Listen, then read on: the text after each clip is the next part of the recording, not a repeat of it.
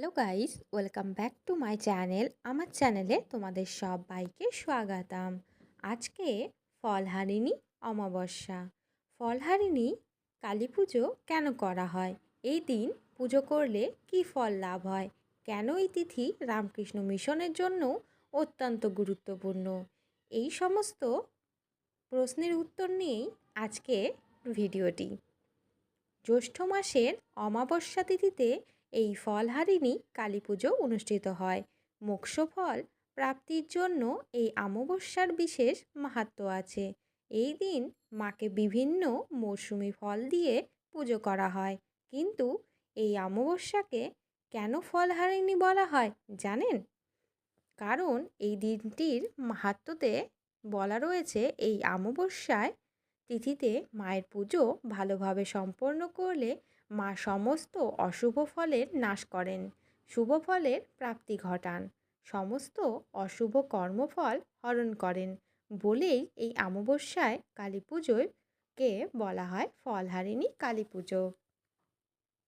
এই দিন পরমহংস রামকৃষ্ণদেব মা সারদা দেবীকে ষোড়শী রূপে পুজো করেছিলেন।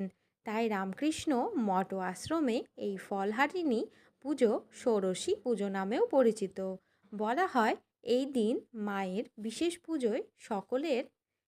পুজো করলে সকলের বিদ্যা, কর্ম, অর্থ, ভাগ্যের উন্নতি ঘটে।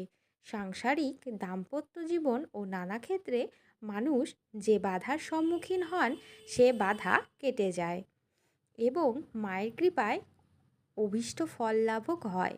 সেই সঙ্গে মানসিক ও আধ্যাত্মিক দিকের জাগরণও ঘটে এই বিশেষ তিথিতে। তাই এই ফলহারিণী অমাবস্যা খুবই মান্যতা পেয়েছে।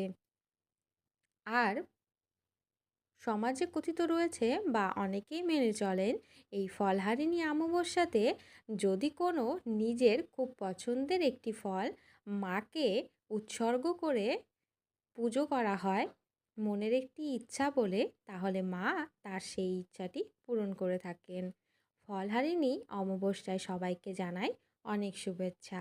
আজকের ভিডিওটি এ পর্যন্তই। আজকের ভিডিওটিতে তোমরা ফলহারিণী অমাবস্যা কাকে বলে এবং কেন করা হয় এবং কখন ফলহারিণী অমাবস্যা উদযাপন করা হয় সেই সম্পর্কে জানলে। আজকের ভিডিওটি এ পর্যন্তই। যদি ভালো লেগে থাকে লাইক, কমেন্ট ও শেয়ার করতে ভুলো না। Bye guys.